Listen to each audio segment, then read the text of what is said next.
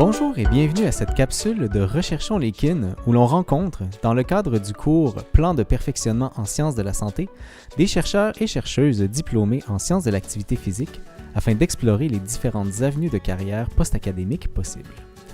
Aujourd'hui, je rencontre François Lalonde, qui est actuellement prof associé à l'UQAM au département des sciences de l'activité physique. Il est également professionnel de recherche à l'Université de Sherbrooke à Longueuil. De plus, il travaille à l'Agence spatiale canadienne en tant que kinésiologue en support à l'entraînement pour les astronautes. Merci François d'être avec nous ce matin. Merci à toi, Benjamin. C'est vraiment un plaisir d'être là avec toi aujourd'hui et avec vous. C'est tout à fait partagé. Est-ce que tu pourrais nous parler de ton emploi actuel? Oui, ben mon emploi actuel, c'est ça, là, je fais différentes choses. Là, actuellement, c'est ça, j'ai un statut de professeur associé au département des sciences d'activité physique à l'UQAM. Fait qu'évidemment, là, j'ai quelques petites tâches là, qui sont connexes à la recherche. Là, par exemple, là, j'ai une étudiante à la maîtrise qui a un projet de recherche au niveau des forces armées canadiennes. Donc, ce qu'on a fait, là, c'est avec les recrues de l'armée. On regardait un petit peu là, leur taux de blessure, puis aussi comment ils évoluaient là, pendant le cours des recrues. Donc, un projet assez intéressant. Puis aussi, j'ai des fois, j'ai des charges de cours, là, comme notamment, là, des fois, je donne des cours, là, par exemple, là, sur l'évaluation ou sur les modalités d'entraînement. Puis, parallèle à ça, ben, je viens de commencer un nouveau contrat comme professionnel de la recherche à l'Université de Sherbrooke à Longueuil. Fait que ça, c'est dans l'équipe d'Isabelle Gaboury. Donc là, en gros, ça, c'est un petit peu en dehors de la kinésiologie, là, mais c'est surtout là, ce qui concerne l'accès adapté. Donc, c'est vraiment pour améliorer l'accès à la population, là, finalement, là, au système de santé. Donc, c'est un peu là-dessus là, que je travaille pour le moment. Puis aussi, je reviens en arrière. C'est très varié, tout ça. Oui, non, ça c'est vraiment très varié. Ça reflète pas mal aussi de mon cheminement depuis le début. Puis c'est ce qui fait aussi que c'est excitant là, de faire plein d'affaires différentes. Puis, en tout cas, moi, c'est quelque chose que j'ai toujours un peu aimé ça, toucher à tout. Puis en fait, j'en fais une spécialité finalement. Ouais. Ça semble être une caractéristique assez commune chez les kinésiologues de vouloir être un peu des touches-à-tout. Est-ce que tu pourrais nous parler un peu de ton travail à l'Agence canadienne l'Agence spatiale canadienne, pardon? Oui, ben c'est ça. Ben là, ça a été quand même une expérience unique là, pour moi, là, vraiment. Ben, comme kinésiologue, écoute, ça a été un honneur, un privilège, même comme Québécois, là, probablement d'être un des premiers à avoir occupé ce genre de rôle-là pour l'émission spatiale de longue durée. Donc, en gros, pour faire une petite histoire courte, là, à ce moment-là, j'étais employé pour les Forces armées canadiennes comme kinésiologue. Puis là, il y a un poste comme chercheur kinésiologue qui s'était ouvert en partenariat avec l'Agence spatiale canadienne. Donc, là, par la force des choses, là, j'ai réussi à avoir l'emploi. Donc, ça a fait une belle aventure de 4 ans qui m'a permis là, de voyager à la NASA, de voir comment que les astronautes s'entraînent dans l'espace. Puis évidemment... À Cap Canaveral. Non, okay. mais c'est surtout à Houston, le gros labo pour l'émission.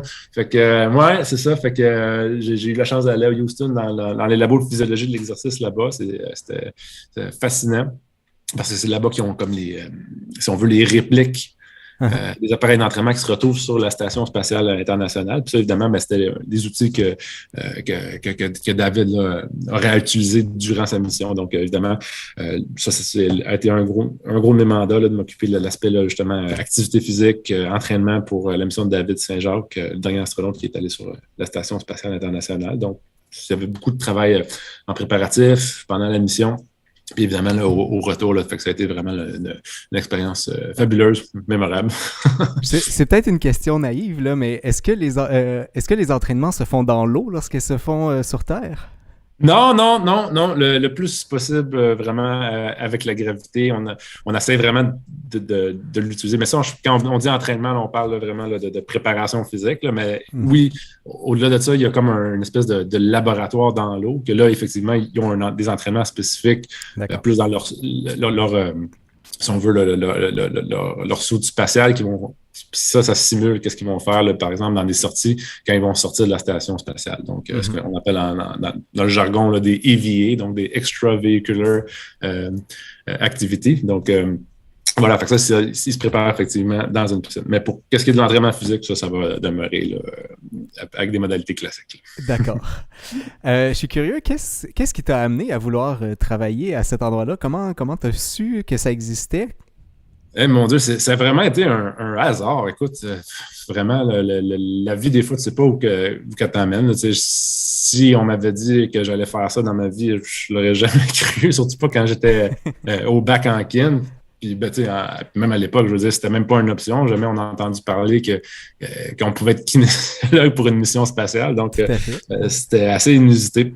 Donc, hormis ça, c'est sûr que là, depuis quelques années, surtout au doctorat, pour moi, j'ai toujours admiré les gens qui faisaient des grandes choses, évidemment, puis aussi, non seulement qui faisaient des grandes choses, mais qui étaient il y avait un côté très humain aussi, qui était proche des gens, puis qu'en plus de ça, qui était capable d'avoir différents chapeaux. Fait qu'évidemment, l'astronaute David Saint-Jacques, pour moi, était un modèle avant que je le connaisse. Donc, par la force des choses, ben c'est ça, là, je me suis intéressé un petit peu à l'espace. Puis, il y a eu une campagne de recrutement là, aussi pour les astronautes. Fait que j'avais appliqué, j'avais fait une petite partie de la sélection, mais évidemment, je n'ai pas été sélectionné. Mais après, par la force des choses, une fois que j'étais dans les forces canadiennes, ben, cette opportunité-là s'est ouverte. Puis j'ai manifesté mon intérêt, puis ça a été vraiment là, un élément déclencheur pour moi. Puis après ça, ben, ça a été beaucoup d'apprentissage là, justement là, sur toute cette fameuse aventure-là de l'humanité, l'espace. Puis... J'imagine qu'on le conçoit assez rapidement, là, mais pour le bénéfice des personnes qui regardent, selon toi, c'est quoi la pertinence précise là, d'un kinésiologue dans ce milieu-là, dans le milieu de l'Agence spatiale canadienne, finalement? Oui. Écoute, il y a deux gros volets. Hein. Dans les missions spatiales, il y a toujours un volet, évidemment, là, scientifique d'exploration, mais ça a toujours un objectif de comment on peut avoir des retombées sur Terre, donc pour la population. Et ce qui est intéressant avec le modèle spatial, dans le fond, c'est que, surtout pour un physiologiste d'exercice et un kinésiologue, c'est qu'à peu près un mois passé dans l'espace, ça correspond à peu près à une dizaine d'années de vieillissement physiologique pour le corps. Donc là, il n'y a plus de gravité. Alors là, les muscles, évidemment, ils travaillent moins fort, surtout les stabilisateurs. Aussi, on commence à observer souvent un phénomène d'ostéoporose. Puis évidemment, toutes les maladies cardiaques, tout ça, sont accélérées. Fait qu'évidemment, il n'y a pas grand moyen pour freiner ce processus de vieillissement-là, entre guillemets, sauf l'activité physique qui s'avère être l'outil le plus important. Donc, évidemment, il va y avoir une courbe là, de détérioration, mais l'activité physique, pour le moment, est toujours l'outil de choix. Évidemment, il y a des fois des combinaisons là, nutritionnelles et autres là, qui peuvent venir bonifier les interventions, mais ça reste que l'activité physique, c'est la clé numéro 1. Donc, je donne un exemple. Une mission actuellement, c'est à peu près 6 mois. T'sais. Puis là, si on veut aller sur Mars, fait que là, il faut que les deux planètes soient alignées. Fait que c'est à peu près 1 an aller, 1 an revenir. Donc, si on considère que chaque mois représente 10 ans, ça veut dire qu'ils sont partis 120 ans là, corporellement. Là. Exactement. Puis c'est ça. Puis c'est là le challenge. C'est que technologiquement, on est capable d'y aller, mais là, c'est de réussir à trouver des modalités d'entraînement qui vont rentrer dans une petite capsule qui vont faire en sorte que l'astronaute va arriver là, en santé, mais aussi fonctionnel, parce que s'il n'a rien fait, ça se peut qu'il arrive dans la gravité, par exemple, de Mars, puis qu'il ne soit même pas capable d'être fonctionnel, donc de sortir de sa capsule. Fait que ça pourrait être évidemment très dangereux là, pour la vie et le succès de la mission. Alors, c'est vraiment une composante là, majeure là, dans une mission spatiale, à un point tel que dans l'horaire d'un astronaute, il y a à peu près une plage horaire de 2h30 d'allouer à l'entraînement. Donc, c'est quand même, si on pense là, que chaque heure là, est quand même assez dispendieuse pour passer dans l'espace. Il y a 2h30, évidemment, c'est pas juste de l'entraînement, il y a la préparation là-dedans, mais il y a toujours un aspect musculation. Donc, il y a une espèce d'appareil là, multifonctionnel, un peu là, comme qu'on trouve dans chaque gym. Puis aussi, on a 2 appareils cardio, fait qu'il y a le tapis roulant puis le vélo. Fait qu'à ce moment-là, l'astronaute là, a les 2 modalités d'entraînement par jour. Fait que là, c'est ça. Fait que, donc, j'imagine que la course sur le tapis roulant, elle n'est pas comme actuellement, c'est-à-dire que parce que sinon, la personne flotte au-dessus de son tapis. Exactement. Puis évidemment, là, pour tous ceux qui sont dans la biomécanique et qui font beaucoup d'analyses de patrons de course, ben là, évidemment, la gravité vient un petit peu bousiller notre interprétation classique qu'on a sur la Terre. Donc, pour pallier un petit peu à ça, c'est sûr que le tapis roulant, il y a une espèce de harnais là, qui va avoir une certaine élasticité. Puis des fois, c'est ajusté en fonction d'un certain pourcentage du poids corporel de l'astronaute. Fait que si on mettrait ça un petit peu sur Terre, là, en gros, c'est comme si je courais avec un gros sac à dos. Là. Ça serait à peu près ça, la sensation. Ouais. Dans ton milieu de travail, est-ce que tu t'es considéré comme un acteur de changement? Qu'est-ce que tu as apporté dans l'équipe et qu'est-ce que tu as apporté là, de façon concrète pour les astronautes, par exemple? Oui, oui, c'est beaucoup de beaucoup de choses concrètes dans le sens que comme kinésiologue, faisait juste l'exercice, on fait partie de l'équipe médicale, donc c'est ce qui s'appelle là, la médecine spatiale opérationnelle.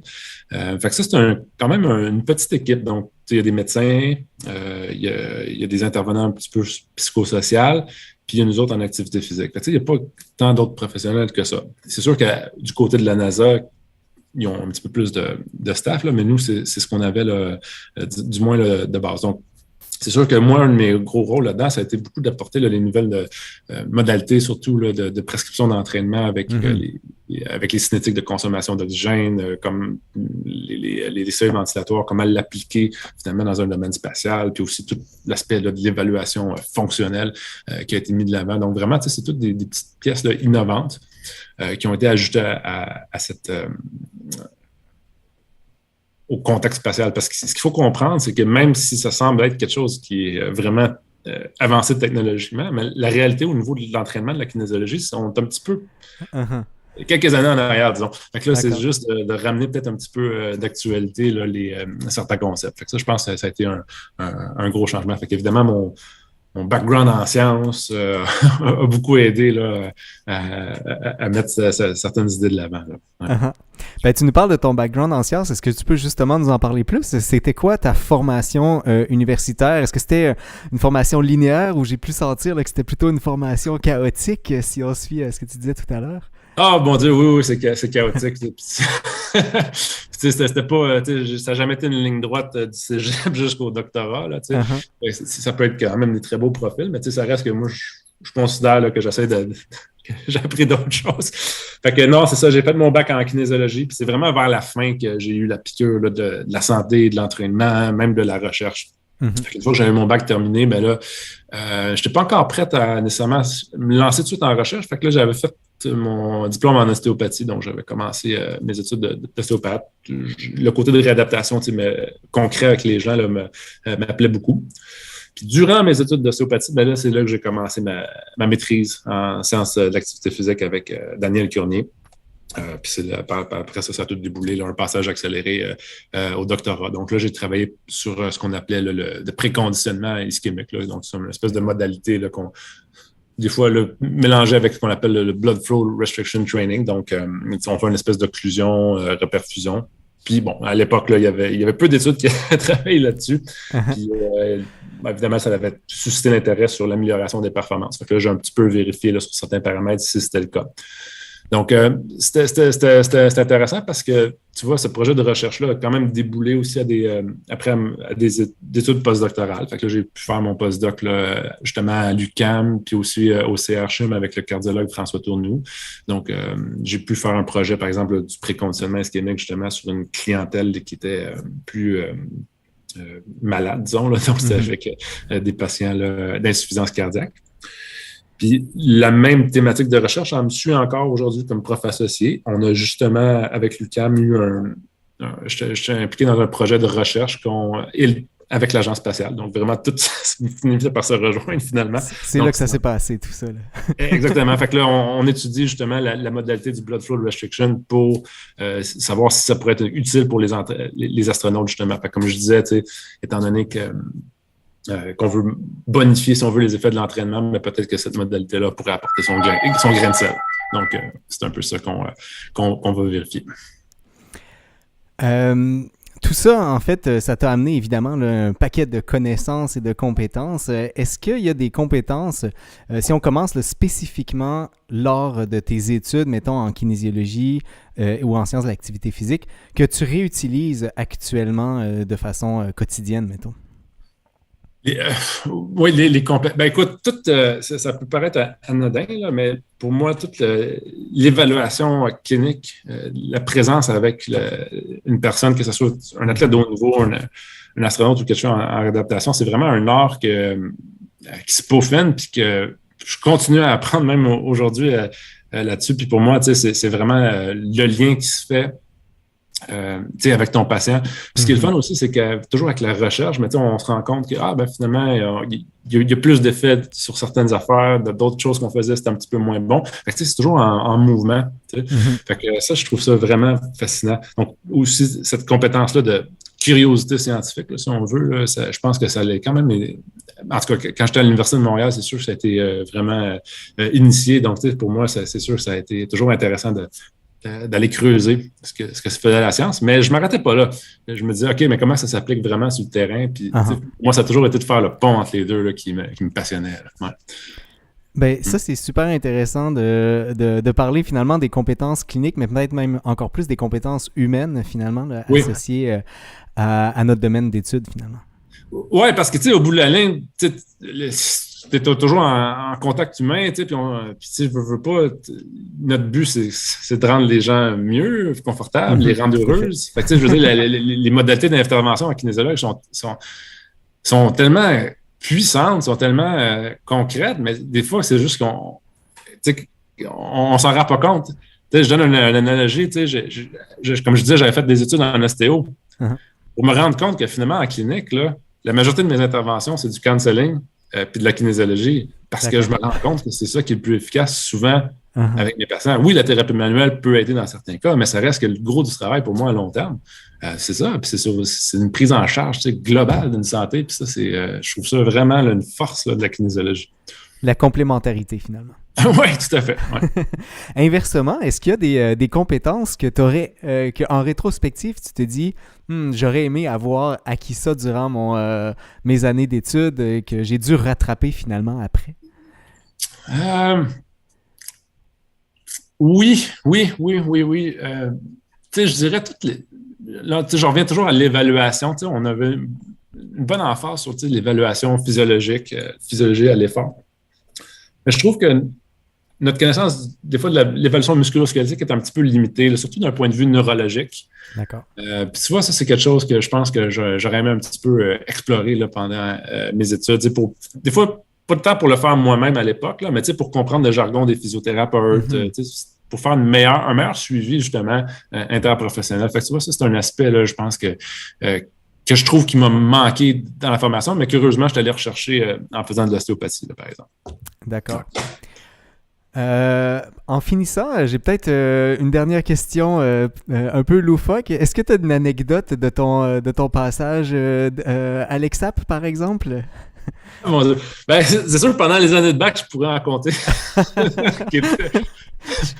qui était un petit peu plus grivoise, disons. Mais honnêtement, les années de bac, là, c'était là-bas, l'ambiance universitaire, ça, c'était juste en fait là, d'être avec les amis.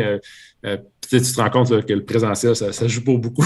C'est que là, tous les liens que tu fais, les parties, toute l'ambiance que tu as aussi avec les professeurs, tout ça, je pense que ça, là, c'est vraiment là, quelque chose là, que j'ai adoré au département. Puis après ça, bien évidemment, du bac jusqu'au doctorat, ce que j'ai toujours aimé comme, je dirais, du département, mais c'est qu'on pouvait être sur place, on pouvait apprendre, mais qu'on avait quand même accès à toutes les installations sportives. Fait que pour moi, ça a toujours été aussi mon deuxième laboratoire. Fait que j'avais toujours un petit peu retesté ce que j'apprenais dans les plateaux d'entraînement. Ouais. Tout à fait. Ben, merci beaucoup, François Lalonde. Je rappelle que François travaille à l'Agence spatiale, ou travaillait plutôt à l'Agence spatiale canadienne en tant que kinésiologue et aussi professeur associé à l'UQAM au département des sciences de l'activité physique et professionnel de recherche à l'Université de Sherbrooke à Longueuil. Merci beaucoup d'avoir participé à l'entrevue.